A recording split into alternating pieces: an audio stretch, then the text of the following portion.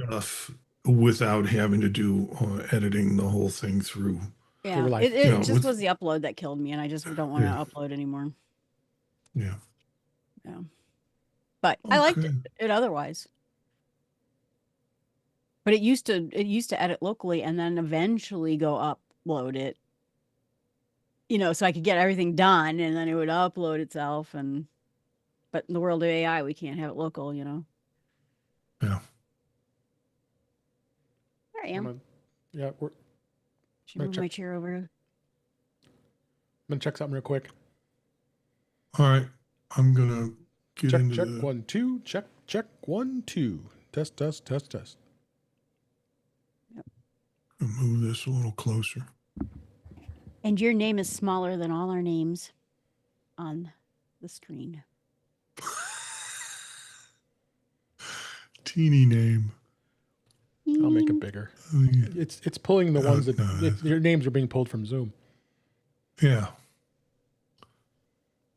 Oh, it's fine. I'm Oh, looking yeah. at it on the delivery, but Yeah. Dave's is teeny. Yeah, I'm gonna make it bigger. It says 54.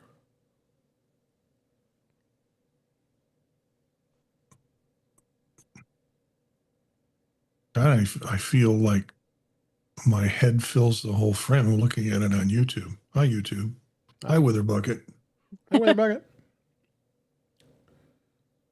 Returning from watching the new women's baseball league. Nice. Check, check. 1, 2. Here. Check, check, check. 1, 2, 2, 3. Let me fix this.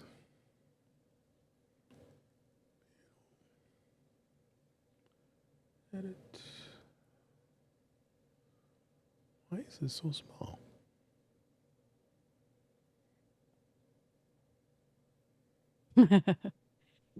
Well, you got me beat. I'm 5 foot tall, so Interesting. we never had a chance, Wither Bucket. We never had a chance. It's okay. I'm not going to worry about it. Look enough for me. All right. Let's go ahead and do it.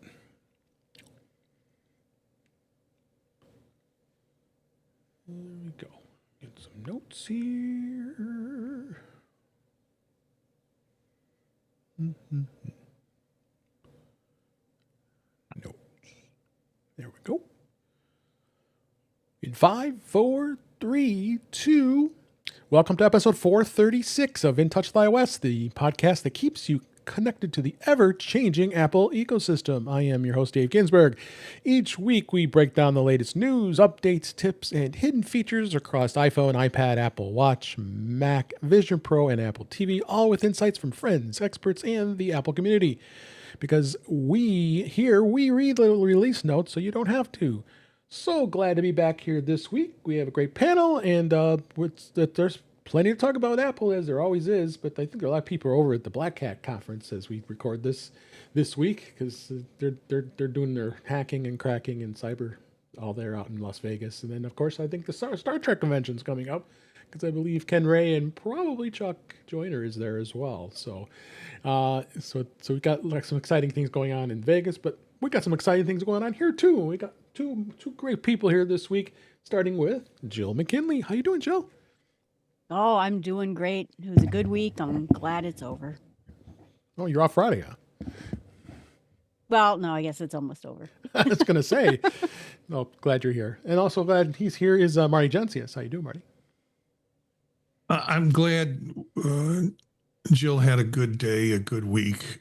My day was just terrible, but yeah, I'm glad to be here. But today was let's get a wasp's nest removed from our tree in the front yard. Oh, no. And Aileen wanted to call a pest removal service. I wanted to give like 4 kids on our block $5 a piece with some bricks to throw at it, but no, we called the pest control service people instead. Oh yeah, and then the basement flooded tonight. So and one of those days. Yikes! Oh, no. So which is why it's so nice to be here and have fun. Yeah, absolutely. Well, Eric Bolden couldn't be here tonight because he is traveling in an undisclosed location, but I see him in the chat room. So how you doing there, Eric? Glad you're here, going to follow along with us. Give us some comments in the chat. Witherbucket, you're also here. Appreciate you being here. That's at youtube.com/intouchwithios. You can always join us live each week here on YouTube. So let's go ahead and start our show this week. Let's talk about a few things relating to the Vision Pro, as In Touch with Vision Pro. Couple cool things I found here. This was an interesting article. It was Apple Vision Pro speeds up surgery by almost 20%. Ooh. Surgeons who wore a Apple Vision Pro as their primary display during a tear duct procedure finished operations 19% faster than surgeons using a traditional monitor, according to a peer review study at UC San Diego. Study was published in the journal AJO International and looked at 32 endoscopic surgeries to clear blocked tear ducts. In half the cases, the surgeon wore Vision Pro headsets that streamed the endoscopic video directly into their field of view instead of having to look over at a monitor across the room, letting them keep a natural forward-facing posture throughout. Average operation time came in at about 34.4 minutes with the Vision Pro compared to 42.7 minutes in a traditional monitor. Every case in both groups succeeded with no complications, and all 5 surgeons involved said they preferred operating with the headset, reporting lower physical and mental workload. I love it. And the research also found that the Vision Pro was cheaper and far smaller than the monitor setup that it replaced. That's interesting. That they caution, but though they cautioned that the study is small and preliminary, it calls for larger trials to confirm the results. Marty, you're smiling. What do you think of this? First of all, isn't like doing an endoscopy on a tear duct like putting a watermelon through a front lawn hose? Yeah. I just can't imagine. There's a couple of reasons I'm smiling. One, I think it's very cool. It's cool that they're doing the data with Vision Profiles who've been doing individual stories about surgery that's coming up. And then this touches me. It makes me come to tears because as a child, I had blocked tear ducts, and the doctors had to do something with them. And then my son had one too. So this is just interesting. Yeah, for sure. How about you, Jill? Yes. I had robot surgery 15 years ago, and I thought it was the coolest thing on the planet ever. And this is even cooler. So I am so glad that technology is making all of this better. Yes, I agree. I think this is phenomenal. I mean, this makes me even more excited. I own a Vision Pro and how this technology could continue to be a amazing device to use for things like this in surgery. Because I tell you, surgery's scary for anybody, but for doctors to be able to use this tool as a way of helping with any type of surgery that it would benefit from, because you always see all the time. I mean, I've had surgeries and I see them looking up at screens and they're trying to look at what they're working on, and yeah, I think this is pretty awesome. Well, I think you have possibly, Oh, you have possibly come up with a side gig for me when I retire. Yeah. There you go. Yeah. Just do surgeries, right? Well, you get some AirPods to tell you what to do, and and you could do it. You'll be the next one doing. I could do it tear on, duct. well, if I was wearing a Vision Pro, I couldn't do it on myself. That's the only thing. Oh, right. I don't know about going to do yourself is probably very smart, but but all right, let's go ahead and move on to the next story I have on Vision Pro. This was a cool Vision Pro interaction with an old lady. This was interesting. I found this on Reddit. A person says, I was recently delayed for a flight at O'Hare in Chicago, and I ended up losing my Vision Pro while sitting at the gate. An older lady, likely in her 70s or early 80s, saw me and came up to talk to me. I was expecting the usual, what do you do with those? But no, she said, how long have you been using the Vision Pro and what do you use them for? She obviously knew exactly who they are. And she then said she had never seen anyone with them in public. Best part, she said that her daughter was one of the engineers at Apple who worked on the project. That's awesome. So she was all excited to see someone with them. She said, I'm a huge fan of the Vision Pro. I use them daily, he says, and especially when he travels. And I have them pretty much on the entire flight. It's massively improved how much I enjoy traveling. I made sure to tell her to thank her daughter for her work. I feel like I live in the future with those things. So that was kind of cool to read that. I don't know if you saw that. I'm assuming you saw that, Marty. This was kind of a cool, Yeah. Well, my question is, well, why didn't this person just kind of offer to put it in guest mode? Yeah, probably not enough time. You're sitting in the airport. So that was pretty cool. What's funny is when I saw that article, I'm in the midst of the David Pogue book, right? And he's talking about how when they came up with the Apple Watch and people are like, yeah, but what's it for? What's it for? And they spent longer time trying to figure out what it's for than actually inventing the thing. And I thought, that's a lot like the Apple Vision is great, but what do you do with it? And I think that's great that he... Well, this story is factual because it starts out with, I was delayed for a flight at O'Hare. So. That's right. Right. Nothing like being delayed in Chicago. Yeah.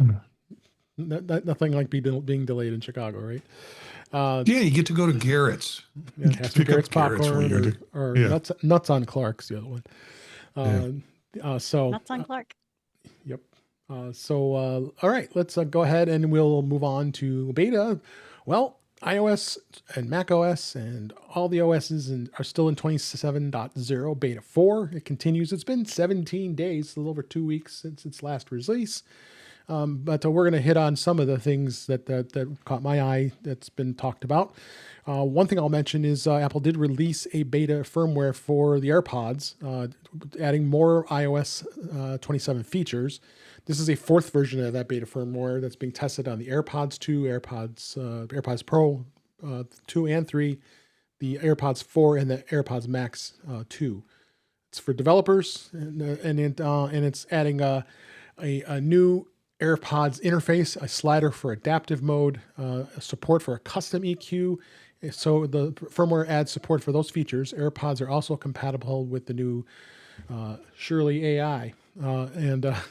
When AirPods are connected to the iPhone, iPad, or Mac running iOS 26 or iPadOS 26 or macOS 26 or later, that beta firmware option can be accessed through the AirPods settings interface. Toggling on the beta updates allows the user to install the firmware. That's new. They have you always had to be, it was like a crapshoot when you're going to get the new firmware, right? When you had regular firmware, the beta probably the same way. This is cool. I think these AirPods are becoming more and more valuable than ever. I mean, I was playing around with the Translate. I think we were talking about it on another show about that show called Be Foreigners. It's in French, and there isn't anything that has the translation to it. So you know what? Let me try the translation feature in my AirPods. So sure enough, I turned it on and had it listen to it because it's not listening to a real voice; it's hearing it from the speakers I was watching it on my Mac. So it did a pretty gosh darn good job translating it. It was hard to just kind of keep up a little bit because I think we were talking about it on this show that. You don't like, a lot of people don't like seeing the subtitles on there and reading it in English. And I think the version we had didn't have it. And then of course, Eric came up with that workaround using Intube to do it. But your workaround is far better. Yeah, I think so. I just only spent a few minutes on it, but check that out. Try if you get a movie and you don't want to have to deal with subtitles. Then try it, see what it does, because I thought it was really cool. So anybody have any comments about this update? Wow. I think they're really putting a lot of power and potential power into AirPods, and I'm trying to figure out how that comes out on the back end. Is it just for AirPods, or is it for potentially Vision Pro or Vision glasses? Are they going to be used in tandem for some advanced features? Because that way, you not only sell a $3,500 right headset, but you also make people buy some new AirPods too. Yeah, but the AirPods are worth it. They seem to have on sale frequently Yeah. as of late. So, Yeah. anything to add, Jill? No, I'm excited. I think that is one of the nice things is that Apple doesn't just produce a device and say "ta-da" and then it's done. Yeah. What else can we do with it? What more could we do with it? And I'm always appreciative of that. Oh yeah, for sure. Let's see. Oh yeah, so a couple new features on the iPad. They did some status bar and menu. And this is on iPad OS 27. The menu bar and status bar improvements. It now lets you optionally keep the menu bar visible at all times. I always struggle with the iPad. You're so used to when you want to close a window, you swipe up, and no, it has to move over to the left or the right, and you have to go to the left to click the button to close the window. Sometimes you figure it out when you get to the bottom of the screen and finally swipe up. But this is nice to see that they're adding the status bar and the menu bar that you can keep it visible at all times. Kind of like working on a Mac. Same thing in iPad OS 26. You had to swipe down the top of the screen to reveal the menu bar. So that's kind of a cool feature. They also, if you use a keyboard, they'll have the command space for SAI and Spotlight, which is cool.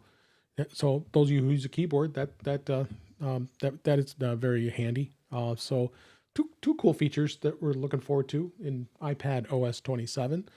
And then the iOS 27 added 4 new ways to customize your iPhone's lock screen, because you know how important that is to keep your lock screen nice and customized, right? You can extend I'm a big wallpapers. lock screen person. Are you? I do it. I actually really love the large size clock. I always have it set to that on lock screen. Yeah, I love doing that. So it's got some Apple Intelligence editing features to the Photos app. So now it includes a revamped version of Cleanup as well as Reframe. Another option is Extend, which you can intelligently expand your image so you can adjust its aspect ratio. Straighten horizons or just add more space around the edges. And you can extend the use of AI to generate additional image content around the edges. So there's some pretty cool stuff, as well as generating your own wallpapers. We knew you already can move the clock and move it around, which is great. And then swiping away the now playing widget. Thank God, I always hated that. That was always there when you're playing music. That widget sits at the bottom there. So, but yeah, there's still some cool things out there doing that. Did you get on beta yet, Jill, or are you still waiting?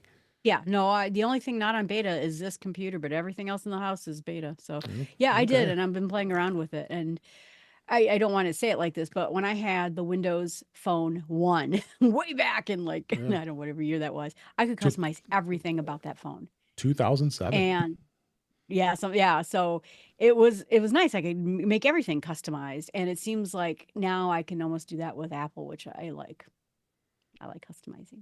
Only reason I remember that, well, I had already remembered that year, but I was in a restaurant last weekend having breakfast, and actually it was not too far from Macstock, and that was what the question was: when was the first iPhone released? And the Kathy looks at me. I bet you know what that answer is. Okay, you betcha.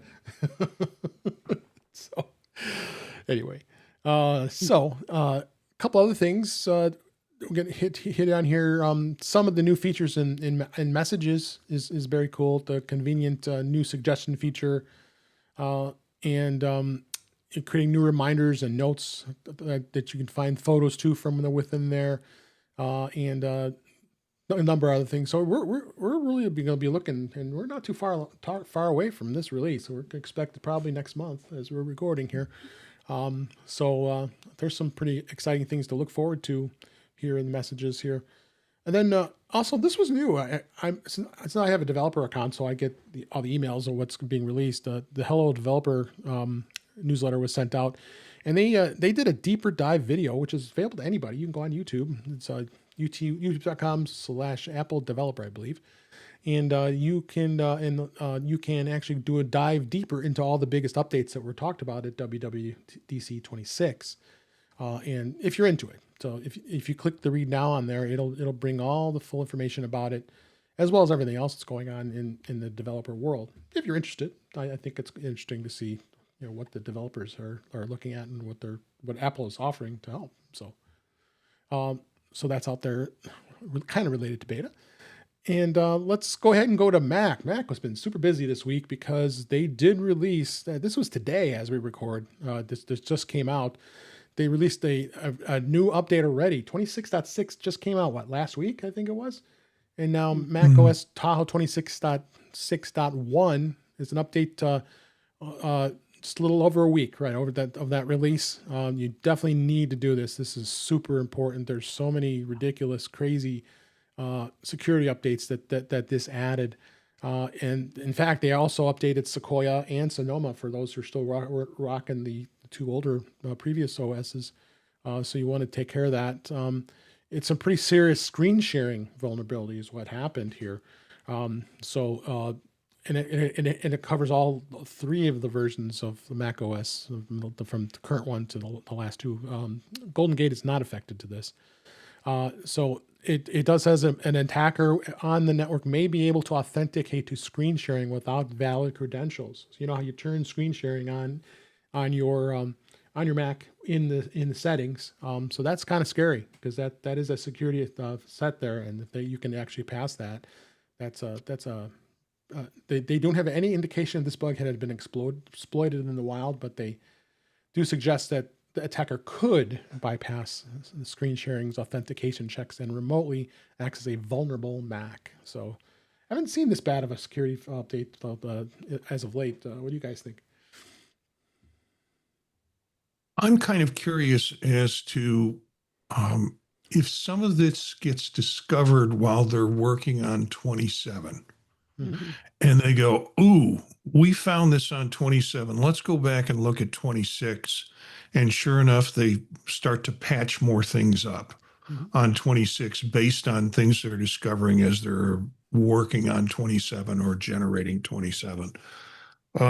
It's cool. I mean, being on the beta, being on the developer beta, I'm glad this is happening for folks that haven't advanced that.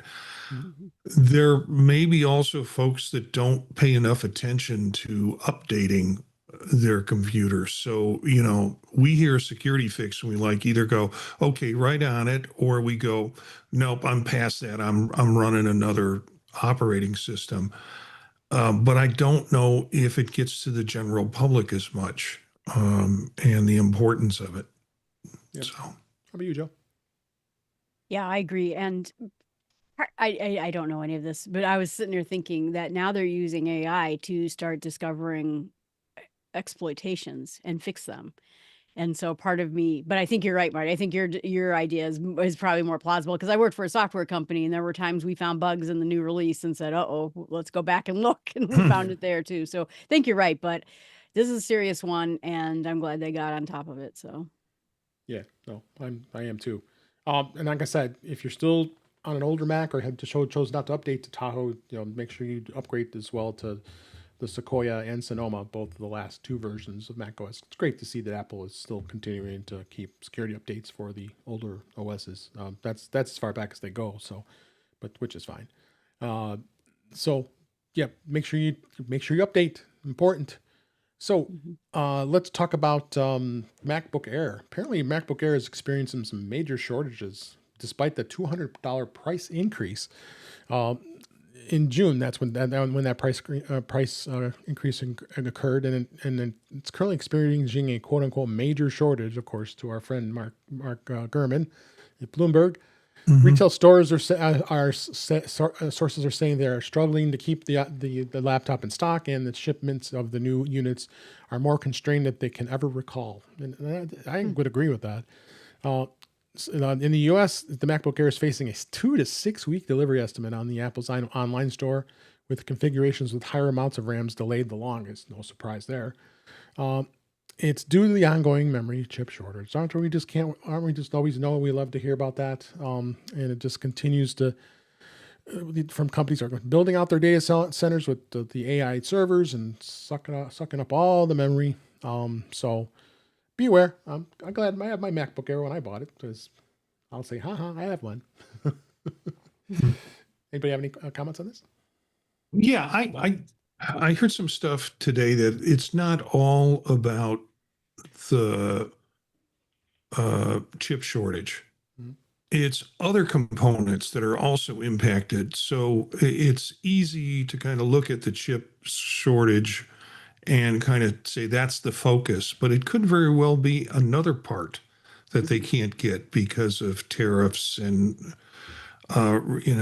companies being able to produce and get things to us to be able to use, or get to companies over there to be able to put together.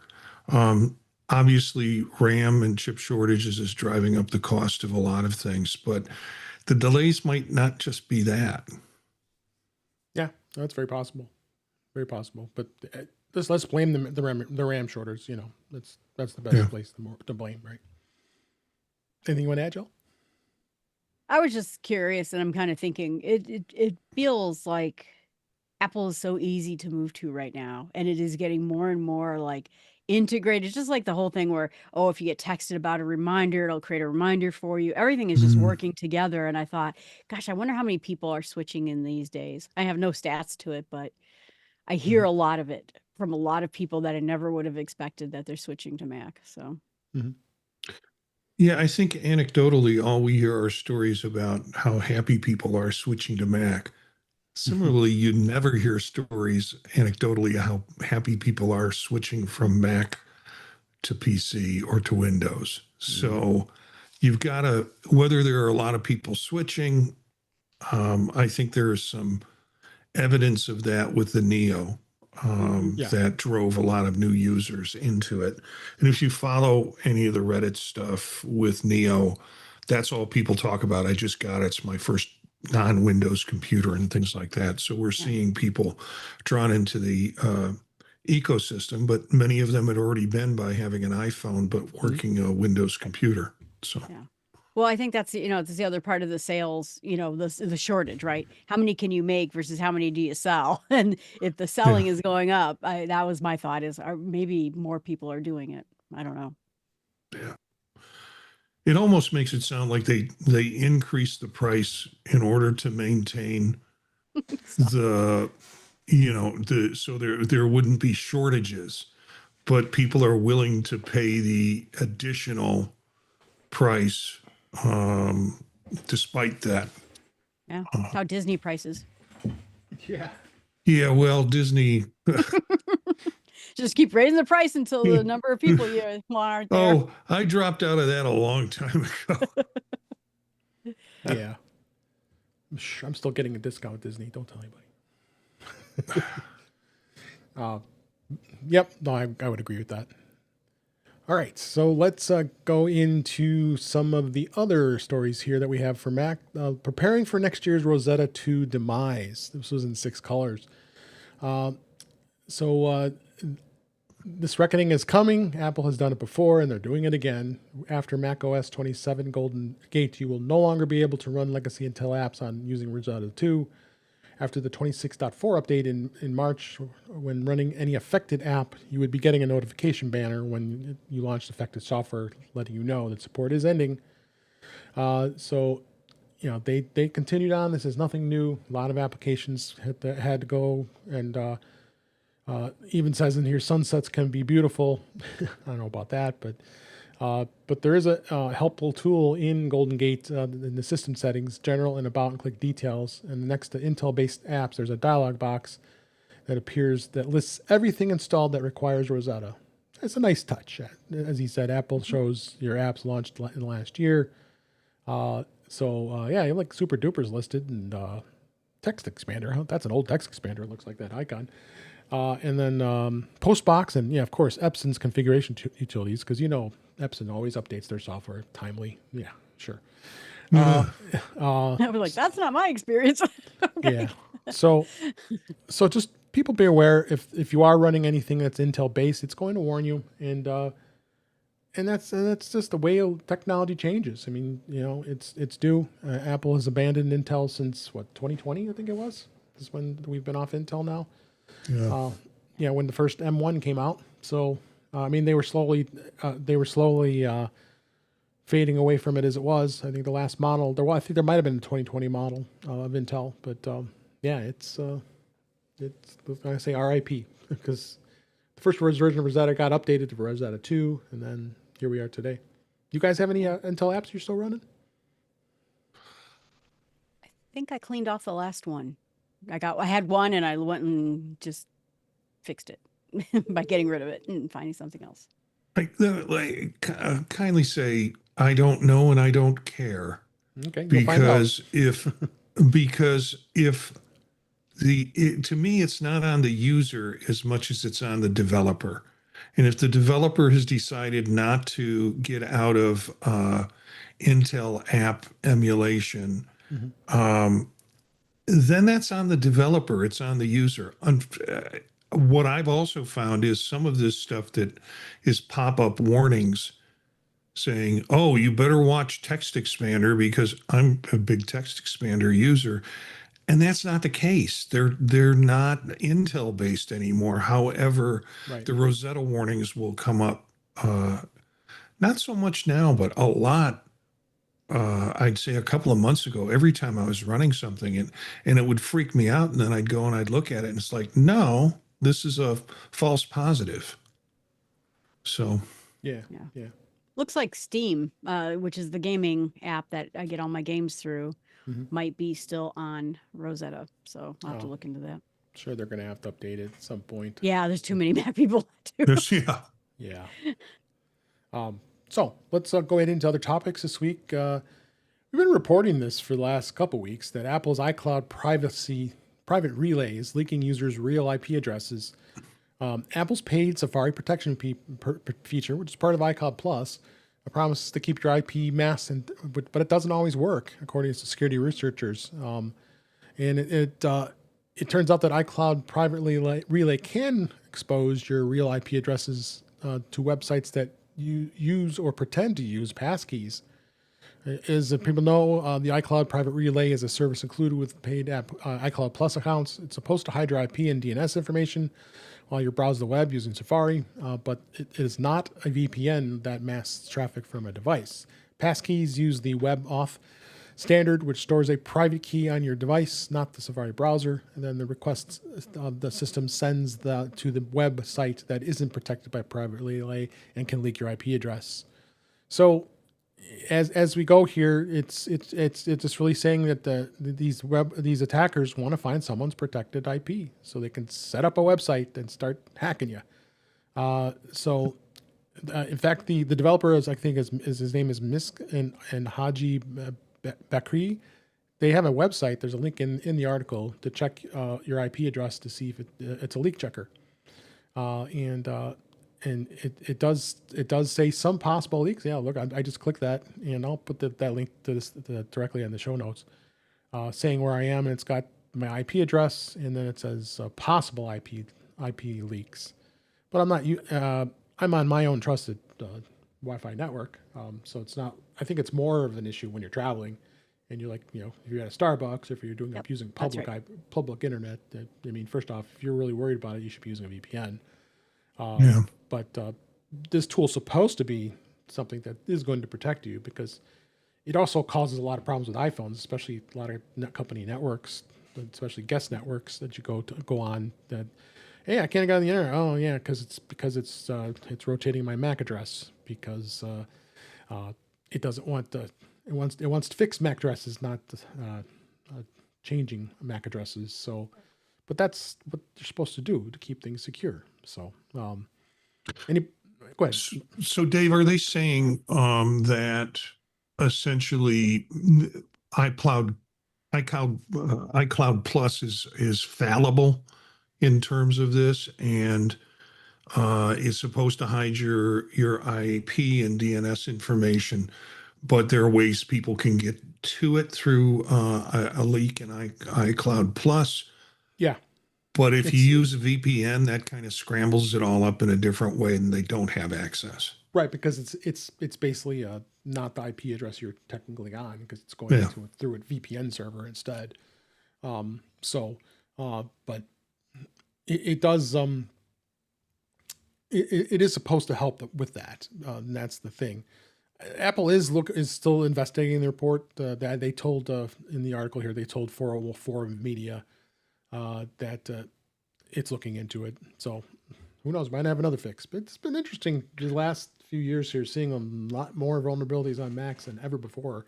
We'd always would say, oh yeah, you don't need virus protection, you don't need to have security software, you'll be okay. And you start kind of wonder. I mean, corporate networks, of course, has to have it. No choice. There's no way you're not going to have virus protection on a Mac. So when it comes to that, but yeah, ironically, I went into the article like you did, and I went and clicked on the link that these two guys had done to create a website. yeah, And Malwarebytes stopped me from going there. Yeah. Saying that it was basically a site that, well, it says it's a site that it can't be reached. Yeah. Yeah, I'm surprised they even put that site in there. Right. Yeah. I went to that site that the ones who found it that does it's like a leak tracker. Yeah. Is that the one that you clicked? That's when I clicked, and then Malwarebytes stopped me from going there. Yeah, okay. That's So, because it I lets don't you know. test whether Apple's service is leaking your IP address. Yeah. So, But anyway. it kind of all goes hand in hand with what we were talking about on the sales. Is even in Pogue's book, it talks about it. Mac wasn't popular enough to Right. spend effort hacking it, and now it is, and so it's sort Mhm. of a problem with too much love. Yeah. I think my brother said Witherbuck had said something about that too. Oh, did he? Yeah, in the chat. No, I lost my chat window. I'll go grab that. but yeah, it's true. All right. Okay, there it is. Let's put it on there so we can see what he said. Yep, that's right. Yeah, more Apple popularity means more Apple targeting for hackers. I agree with that 100%. Right. So, but I'm still not going to install virus software. I don't like it. I have that Moonlock one that came Yeah, from I have SetApp. because it's part of MacPaw and they're clean my Mac too. That's it. Yeah, MacPaw's been releasing tons of great stuff. So they're really expanding on their things here. So, another interesting topic I found here was CarPlay is now coming to pontoon boats, and I wish I could get it on my family's pontoon boat. But these are new boats, so I can't imagine. We have a very old boat, so it's got the old radios, like the DIN styles, the small ones, not the big screens. So this might be difficult. I might be able to get an extended screen, but it won't be worth it, especially it's only. It's all those little weird ones that you can get for $35. That does CarPlay. Exactly. But, yeah. Nah. So the Mastercraft Boat Holdings said that it is adding CarPlay to its upcoming Crest and Bellis pontoons. They're working with the Savvy Navy to bring CarPlay and on-water navigation to boaters. Boats who purchase select 2027 pontoons will have access to CarPlay and many other features that are available in a car. The Savvy Navi mobile app will integrate with CarPlay and to show nautical charts, GPS tracking, smart routing, and the live weather forecast at night, alongside with the basic CarPlay apps. That's kind of cool that they're doing this. Yeah. I mean, if you can afford a boat, you probably can afford this, honestly. CarPlay should be in everything. Yes. It really should. I mean, that's especially when you're boating, to have that like that, because you used to have the old radios that you can call for distress and help and that. But yeah, it's kind of cool. CarPlay is going everywhere, right? Anybody have any comments? I think it's cool. My only thought was, go ahead. Yeah, and just using that particular app to adapt in terms of navigation is pretty cool. Yeah. Most for navigation, all right, but most places I've been with boats, there's no internet. Maybe I go to really remote places for boats, but if you're because you are Joan from the Northwoods, you are in the Northwoods. Yeah. Yep, I go up to Rice Lake and there's no internet. Nothing. Although when I was driving up to Estes Park when I went to visit Colorado a couple weeks ago, and I knew that when I was there back in January, that it's pretty amazing that they installed towers along the main road that goes up to Estes Park in the mountains. And it was solid. Yeah, it was solid. Yeah. Solid internet. You see them too. They're black posts that are sitting along the highway because I didn't know what they were at first when I went with Jeff Gammett. Oh yeah, those are the new cell towers they have up there. Can you imagine how bad it was up there before they did that? They probably had no service I was at up all. there when they didn't have it. Yes. Yeah, bad service, I'm sure. So, all right. So let's talk a little bit about Apple's preparing for the September event, the iPhone event.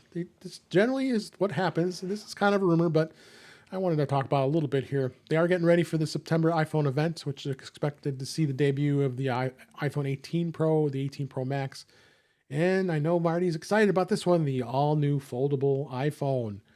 Ahead of the event, it's going to have an event support experience program lottery for U.S. retail employees who want to travel to Apple Park campus to staff the in-person media gathering, and for directions, greeting attendees, and support security teams. Employees were told the iPhone event will take place during the first half of September, but Apple declined to give more specific information. Usually it happens like the first week or so during September, like just after Labor Day or the week after. So that's kind of cool. But it is a lottery, so not everybody's going to be able to go. But giving employees that work out in the retail stores have that option to be able to do that. So at first was reported that they might be doing an actual live event, but I think that's not going to happen. I think they're finding that as they've been doing the recorded events, it seems to be a better experience. Do you have anything, Jill? It's too complicated to do the live shows, but I'm always excited. That's, it's funny because everyone, gets excited about the events, and I'm excited about this one. Although I probably will not get an iPhone this year. I will probably, though, be looking to see if the Ultra does glucose monitoring, and maybe I will. I wouldn't bank on it. I don't think that technology is just ready for prime time just yet. Yeah, it's funny. I read an article about it, and it said that it is actually ready for prime time. The problem is it doesn't do very well with people of different skin colors and different complexions, and so there's some hitches in there.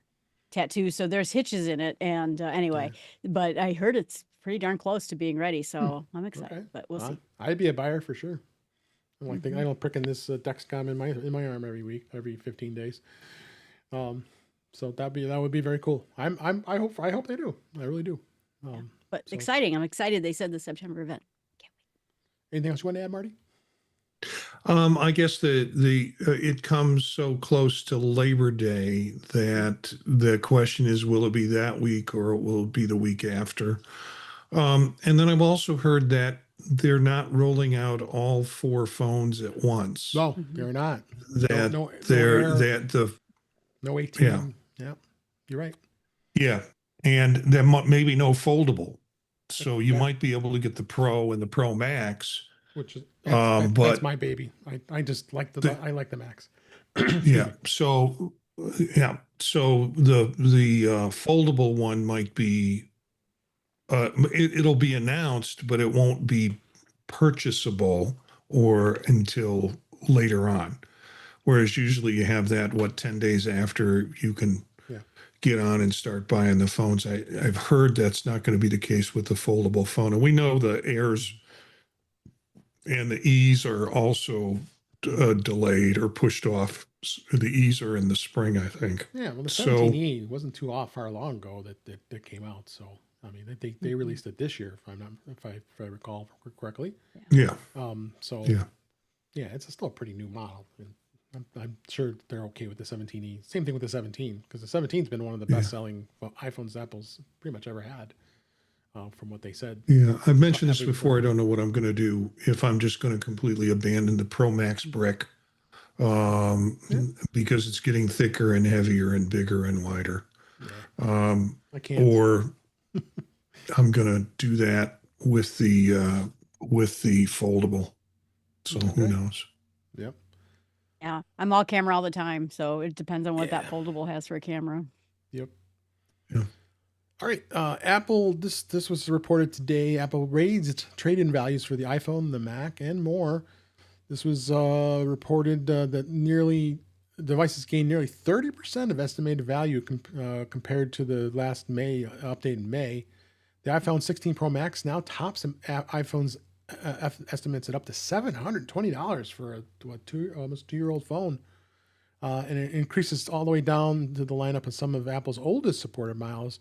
So yeah, it says $720 for the Max, and then I'm not going to read all of them here, but you can go down even the 15 Pro Max is at $530. That's a great price. I mean, the 15 Pro Max with going 2 and 3 years old. Go all the way down to the 12. You can still get for the Pro Max 12. You still get $240. That's fair. Oh, the sad Mini. I know our friend Brittany's not happy about not having a Mini anymore. If she I think she gave in. That's $155. So you can go all the way down to the. You can get $40 for an iPhone 8 for crying out loud. Jeez. Hey, I have an iPhone 8. I should get $50. Yeah, or the 10s and the 10R. Yeah, it's $70 and $90. So, and then the iPad Pros. Yeah, the Pros are at $720, and Airs you still can get up to $490. That's not bad. And then depending on the MacBook Pros, they saw about 28% increase. MacBook Pro is at $855, and the MacBook Air at $580. And then actually Mac Mini it goes as far out as $480. That's pretty good, because I remember trading in my M1 and I only got like $225 or something like that when the M4 came out. Even the Mac Pro, you get you still get $2,100 for the Mac Pro, and that's the Xeon processor, so that's still up there. The watches never have price. It's sad. $165 for a Series 10. So, And Android phones are mixed. So they don't even have the 10 yet. But the 9, you still get $315 for the 9 Pro XL. But the Samsungs are. That's glad I don't buy one of those. But the 10 still too new to it's still current, so they won't do it. So yeah. Any comments? Oh, I look at the price list that's in this article, and the Google Pixel 9, $210 new. Yeah. I just, it's right now it's sitting on my desk behind me in a charger where it stays forever. And the Ultra will get me off of the Pixel stuff. So I'm looking forward to, even at that cost, trading the damn thing in. Yeah. And I don't have I'm not in a environment where I have relatives or friends who are waiting for the hand-me-down of the tech product that I have. So I pretty much swap stuff out completely. It doesn't go to someone else. Yeah. No, I try pretty hard to do that, but yeah, it's hard. I agree. All right, so let me move on to some of the news this week. And I don't know, I was excited. I know, Jill, you don't like Ted Lasso that much, but it is back. It came out this. I like it enough. It came out yesterday as we record this on Wednesdays, and it's available to stream. It's been 3 years since the last season 3 finale had been released, and it is expected to be the last, sadly. But hey, we got a 4th season. I can't complain. The show had returned to its underdog roots in season 4, where I like the word titular character of Ted Lasso, played by Jason Sudeikis, moves back to Richmond to coach his 2nd Division women's football team. But it was fun to see Hannah Winningham again and Juno Temple. Those two are just funny as heck, and they're both dolls. It's just a lot of fun to watch them. And I watched the first episode. Did you see it, Marty, yet? No, let me put it this way, Dave. I am very happy for you.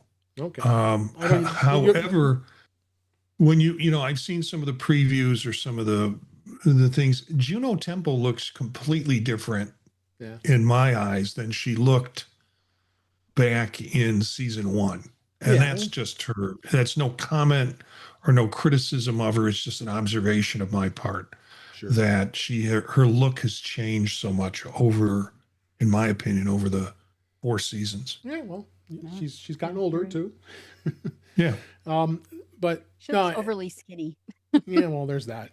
Well, anyway, but every time I watch a Ted Lasso episode, I'm sitting there and I'm smiling, and then there's some points I'm laughing, and it's just such a feel good show. What can I tell you? I guarantee I'm not alone in that thought. So let's go ahead and let's go down and talk about Madden NFL 27 is now available on Apple Arcade. It just came out today as we record. It's the full Madden NFL game that does not include ads or in-app purchases, and it's available exclusively on Apple devices. It's the arcade edition. Users can lead and coach teams through every stage of the NFL season, controlling games, making strategic decisions, and aiming for the championship.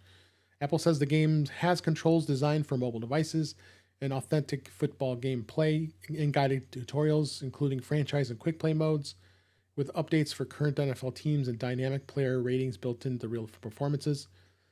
They also came out with Retro Bowl College Plus, and then every day puzzles like mini games plus and water sword plus. So they're really doing some expanding on the games here in arcade. Arcade. Everybody kind of chuckled to see how well it's going to do, but I really think that they're really doing a great job with the games on here. So, which is pretty cool. So, what do you think, Marty? I am excited to turn on my device and go into Madden NFL 27 and try it and have my ego deflated really quickly and then never open it up again because I'm not really a gamer and my thumbs don't work that way. Sure. So, Jill, any thoughts on this? Well, I've played Madden probably every game up to I don't know, probably a decade ago. I played them, used to play them all. And so I'm excited to try this, but I really am hoping for MLB The Show. Yeah. That was my game, my sports game, and that's what I'm hoping will come too. Yeah. And as much as I knock it, I'm really excited for Apple to bring these kind of big name games to arcade, which is like, you got the service, you get it in Apple One, you don't have to pay for the separate games. That's all good and done. It's just not my thing. It's not pulling me in to use an Apple device. But I think it'll quiet down a lot of the critics. The biggest thing with the arcade games is that every other game you buy out there, they say, "Oh, you're really stuck on a hard level. Oh no, you should give us $9 and then we'll help you out with the next level." And they sell advantages, and that arcade doesn't do that at all. So you can hand your kid any arcade game and know that they're not going to come begging for $10-$20 add-ons just to get over a level. And so it's great. And I'm glad they're doing it. Yep. Definitely. All right, so let's talk a little bit about the Apple Card. It's interesting that Apple continues, and Goldman Sachs continues to do all kinds of perks and benefits, even though we've been told, it's got to be over a year ago since that we had thought anyway that Chase is going to be taking over this program. But I understand that banking, the industry is slow when it comes to those types of transactions. But they did now have available with a new benefit available to them at Booking.com to book trips. With users automatically being able to upgrade to Genius Level 2 after completing just one eligible stay or car rental rather than the usual standard of 5 bookings within a 2-year period. Genius is Booking.com's free loyalty program with Level 2 unlocking a number of benefits, discounts and all that kind of fun stuff. Plus you get your enhanced 3% cash back. So I booked. I don't. Anybody book here on Booking.com? I've done it, I think, once, and I was like not too excited about it. Yeah, It's for me. It always finds kind of hotels, and then you do the comparisons, and it's sort of you want all of this up front, and the different kind of like Travelocity and all these kind of separate booking agents, other than going to the actual hotel, for me, creates a bunch of hoops I have to think through before I make the decision whether you use the service or not. This has got me intrigued and interested because I can do it through the Apple Card, obviously. And I'll do that. I'll use my Apple Card for booking at other hotels too. That's not the issue, but. Any thoughts on this? I like to do it myself. After all the travel I did, I tried a service once and I hated it so much. And it wasn't this. This was, I don't know anything about it, but I liked being able to pick my own things. So, next story here. Disney Plus could get a free ad-supported tier. Disney could introduce an ad-supported Disney Plus free tier in the future, according to comments with Disney CEO Josh D'Amaro during the company's latest earnings call this week. he said that Disney is considering a free tier that could allow it to reach people unwilling to pay for a subscription, but no launch plans were shared. Let's read out the first sentence here. First, we see a way to expand our reach to a customer segment that is more price sensitive. Well, yeah, you do charge a lot of money for it. That's for sure. Disney Plus has competitors like Apple TV, Netflix, who don't have a completely free tier, but services like Tubi and the Roku channel have free content, and so does YouTube. So this whole area of streaming platforms is just it's a wild, wild west, I think would be a good way to say it. It has changed so much, and then with everything going on with Paramount, who knows if that merger is going to go through? I'm worried about what's going to happen to Star Trek's with them and all these other platforms. It's just I'm not surprised. And I thought Netflix still kept their free tier, if I wasn't mistaken. But or no, they have the ad support tier. You just pay a less price for it. That's what it is. Yeah. So, any thoughts? I'm one of those folks who I don't want to go to a movie theater and sit in a movie theater, and I have to come in early. And I like to come in early because I want to see the previews, because I don't get to see the previews. But my kids always show up late. I have to sit out in the hall waiting for them, and I know I'm missing the previews. But the commercials are right there too. Yeah. It's not in the middle of a 2-hour movie. Is it going to be interrupted for a commercial break? No. And I just think it ruins the art when you do stuff like this, or potentially just say, we want you so bad, or basically we want your eyes on our ads so bad, we'll give you a free tier as long as you look at these ads.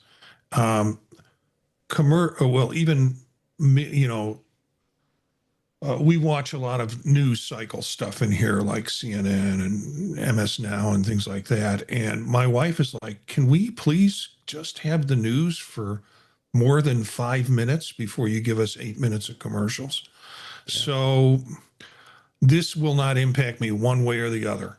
But I think it just from if you're going to show a feature length film and you're going to interrupt it with ads and stop you, and we've seen this already on streaming services, it ruins the art, and it ruins the intent of the person who produced it. Yep. Jill? I'm interested. I'm interested in all these little experiments of how can we get streaming and everything to work. But I think of me, if I was 30, like I was, when I was 30. And I was poor. I was dirt poor, and this would have been a great option for me. I don't care about it ruining the art so much. That's never bugged me, and all the trailers are on YouTube also, so you can just watch them there. But I haven't gone to a movie since The Hobbit and in a theater, and I think this is good. And I think, like I said, if it's not for you, that's cool. But if it is for you, and you want ad supported, because I think it's, fine. I don't know. I'm glad options are coming, I guess. Yeah. Yeah. And last story before we do our things found here is the League's Cup 2026 is kicking off on Apple TV. Apple today highlighted tomorrow's start, which is this week, this past Tuesday, as we record here, in an annual competition among the teams from the Major League Soccer and the Liga MX, with all 62 matches available on Apple TV subscribers, no additional cost, in over 100 countries and regions.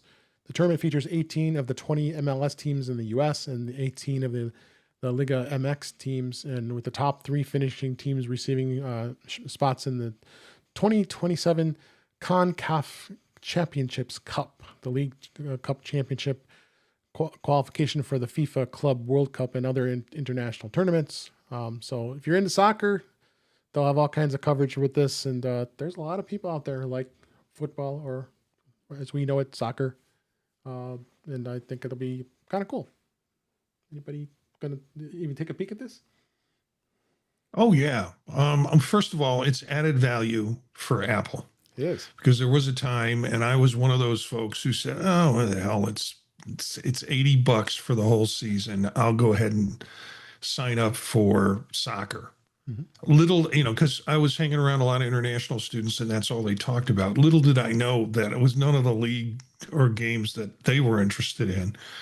And then they moved that into free basically. And I thought, well, that's a really good move to get more people interested in it without having to pay it. So Apple must have seen some sense in investing that and not making it a pay service, but building it into Apple TV as a way to attract people. So whatever they were getting in revenue was somehow equaled out or bested in some way. And now to add this means they are really, I think, beginning to try and lock themselves in as the source for the sport in an attempt maybe to be more. If they could go for FIFA, they would go for FIFA. I think for the World Cup. So this will be interesting. I'm again, this won't be something that I'll live and breathe on every game, but it is something that I think is really an additional added benefit, and it shows Apple's commitment to soccer fans. Yep. Joe, you want anything to add? I'm happy for the soccer fans. Actually, when you said I don't like Ted Lasso that much, actually I like Ted Lasso a lot. I don't like soccer very much. So it's a problem because it's a show about soccer. And so I stand corrected. yeah. I'd watch him in a show anytime.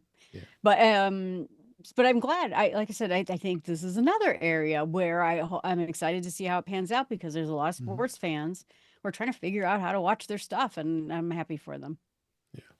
Oh, for sure. Now, please do MLB next. Yes. I'm happy for the MLB. Yes. I would be more excited about MLB. Right. Especially next year, the All-Star game is going to be at Wrigley Field in Chicago. So also pro bowling. Yeah. I'd be into pro bowling. Yeah. So. All right. Let's, before we wrap up this week, let's do our things we found. I've one, and I also wanted to add a bonus one since we only have 3 of us, and I thought it'd be cool to have one extra. This is a new DAS. That's a direct attached storage device. I had an OWC Gemini dual drive, and boy, I was really disappointed. I only had it like a year and a half, and it failed. It won't power up anymore. So I was like, what the heck? And of course, they won't cover it under warranty for 6 months over warranty. But hey, it is what it is. I did get a really good deal on it, so I guess I can't complain. But this is by QNAP. QNAP makes some really good networking gear, and they have NASs, and this is called the DAS. And you could do RAID, or you can do individual. I chose to do it individually, and it's got a USB-C connector on it, and it works really well. And as soon as I plugged it into my Mac, it fires up, and I have 2 12 terabytes, 2 12 terabyte drives, which were cheap back before the whole craziness that we experienced today. And then 2 14 terabytes that are in this 4 drive bay. And it works great. And it's not that expensive, around $219. And I thought it worked really good for me. And you can lock it. There's a key to keep the drives locked so people can't take them if you have it on an open desk, which of course I don't. It's at home. But it's really cool, and it's not like a NAS, or it's not like what the Gemini was more of a, it has network connectivity. You can do RAID with it. It's a hardware RAID, not a software RAID. But I thought it was pretty cool, especially if you want a lot of storage, which I have. And then the second one I had before we get to everybody else is I blame Jeff Gammon on this one. This is the Tom Bin. This is the medium cafe bag. I just got it the other day. This is the exact one that Jeff has. So because my wife saw it, she says, "You have to get that." So I'm pulling it on camera here. This is the cafe bag. It is really nice. And in fact, I have both my 13-inch iPad Pro in here, as well as I have my MacBook Neo inside this bag. And it is heavy, but if I want to carry something light, and this is a cafe bag, so it can strap around like a travel bag, and it's really nice, pretty good built. It's not super thick like a regular backpack, but it's good for just quick traveling, going between places. So I liked it, and I got the insert too that allows you to put extra things in. It's got a nice pouch for your iPhone that's really easy to access, and I got blue, so there's the blue one, and it's pretty nice. I like it. It's $90, which is not too expensive. Then of course I had to add a couple extra accessories. You got a couple extra packs you could put in, and so check it out. I thought it was good. It's from Tom Bin, Bihn. So Can I get mad about that for a minute? did you buy it? Oh, I bought one, and FedEx is what I should call them. I didn't say that. Yeah, FUD, FUD. I say no. Has reported for the last 2 days that it's 10 miles away from me on a vehicle to be sent to my house, and it's going to be delivered today. It never happens. 2 days ago. And then at the end of the day, we've had some management or operational problem. We're going to have to resubmit to have your bag sent to you tomorrow. That's happened 2 days, going on 3 days tomorrow. So That Tom Ben told you that? no, this came from FedEx. Okay. So yeah, and then I think Tom Bin finally contacted me, and they said they were going to ship it out again or something. I don't know. They'll ship you another one. Yeah, they're very Between the very good wasps and the flooded basement, I really haven't gotten any more depressing email Jeez. today. What- But that I've been sitting like during the last 2 days going, I'll get that bag today.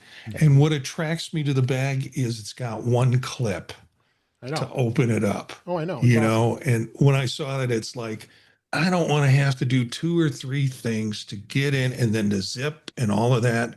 It's just a nice, and so I'm anxious to get mine. Did you get this is the I know it's blurry, but this is Freudian slip. the Freudian. Yep. And I got I the ordered- ghost bag too. Yeah. Well, I've got plenty of ghost bags. I have probably another 30 or 40 on the Yeah. floor behind me. I'm sure I But do. I tried to get the Freudian slip, and then they charged me for it, and then they turned around and Sold out. took the charge off because they had run out of it. Yeah. But then I realized that somewhere in here is another Jeff Gamet suggestion, which was these different sized flat boards that you can buy that have elastic crisscrossing, like you would imagine on a lawn chair, Cocoons. and that you can stick. And I'm like, I'll just use that because I haven't been using it for anything. It'll fit in the Tom Bin bag, and it'll do what I need it to do. Yeah, it's about that size Yeah. board. Yeah. Yeah. What color did you get? I went with my favorite visible color, which was gray, Gray. since I'm colorblind. Right. So Good. Well, you'll report back next week when you get it. yeah, if I get it. If you get it. Jill, what was your pick this week? well, mine was a pricey thing, and it was something I was planning on getting for a while, but it went on a sale that was Black Friday level sale, and it is called a Cricut. And I wish Jeff was here because Jeff and I talked about this at MacStock.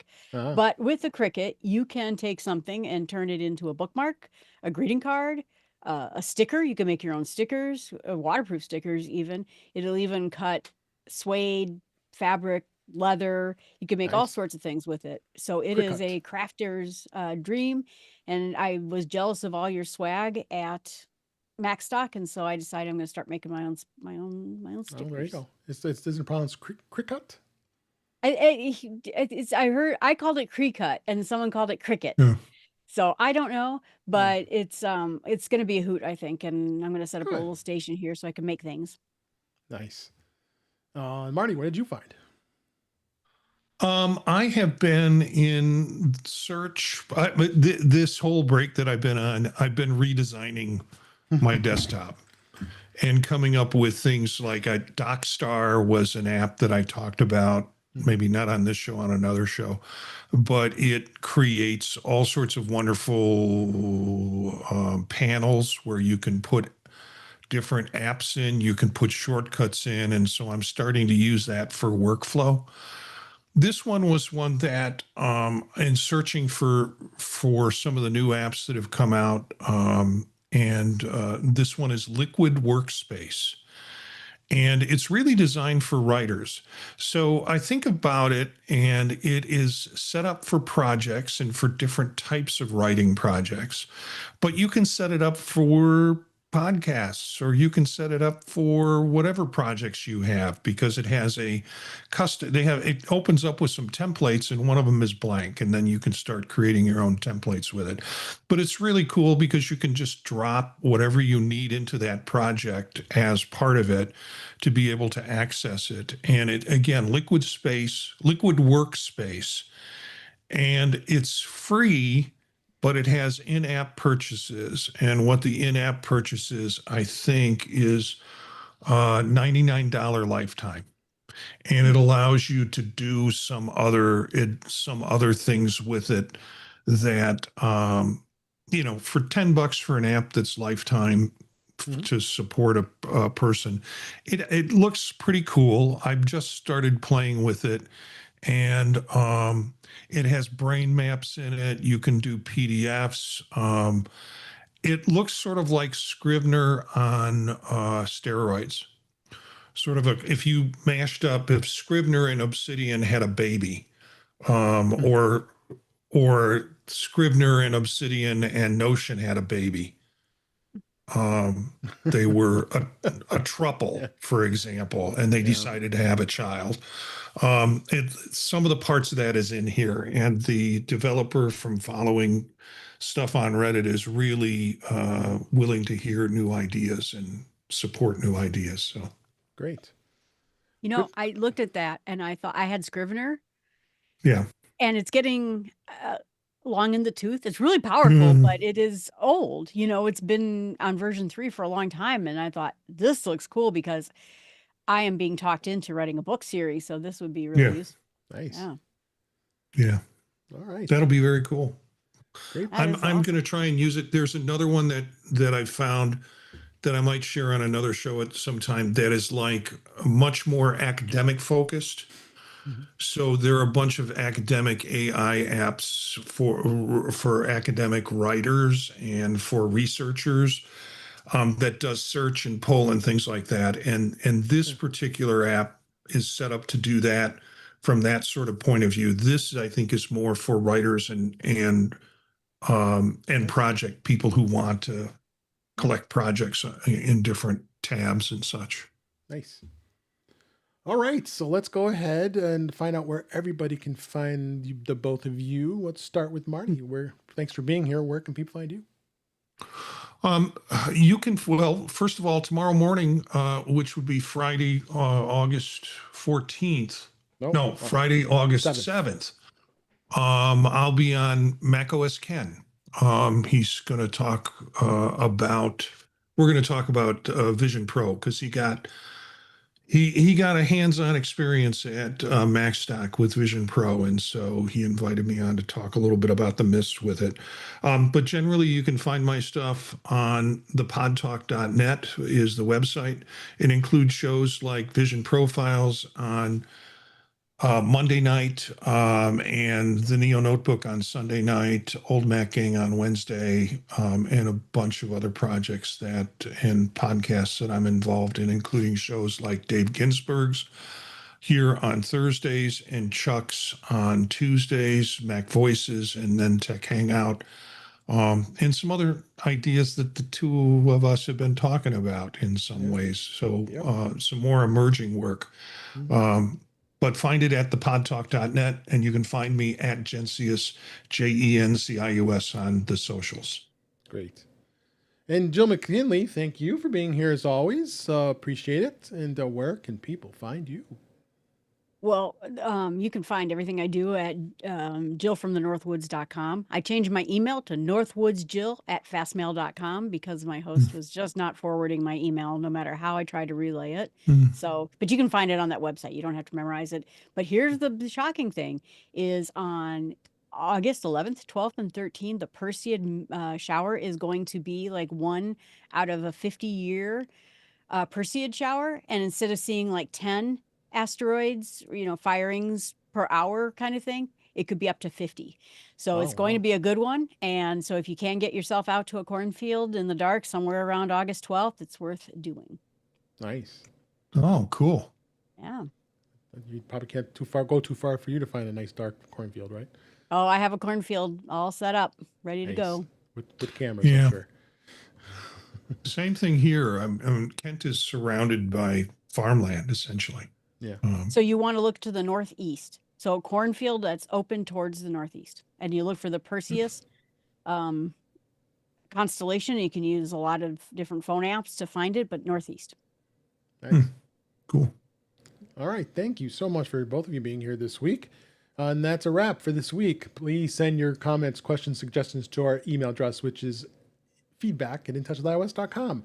You can follow us on Blue Sky and Mastodon at In Touch with iOS. Support the show. Buy me a coffee at intouchwithios.com/coffee. We really appreciate it. You can become a patron of the show by going to patreon.com/intouchwithios. We have 2 tiers available to support the show, and we should really appreciate it. In fact, I really appreciate Steve D, who joined my Patreon this week. I appreciate your donation and joining the show. We really appreciate it.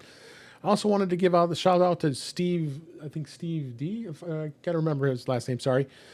He's listening in Australia and sent me a really nice note because I messed up the chapters last week for some reason. So because he really depended on that, and he is blind, and he said gave us some great compliments of the show, and he tells everybody in the community out there you should be listening. So, and I did see some of those Australian listeners there, and I'm so glad that you're listening, Steve, and the rest of the folks out in Australia. So thanks for that as well. So with that, make sure you like, share, subscribe when you're notified when we're live streaming here, which is Thursday nights at 8 p.m. Eastern Time, 5 p.m. Pacific on our YouTube channel, youtube.com/intouchwithios. Thanks for Weather Bucket for being here. And Brian, thank you for being there. We're a number of others in the chat. Really appreciate you being here. You can go there and be able to watch the past live streams as well as listen to past shows. You can also subscribe to the show in your favorite podcaster, which is Pocket Cast, Overcast, Apple Podcasts, many others, but better yet, just go to our website, which is intouchwithios.com. There's links there to listen to us out there.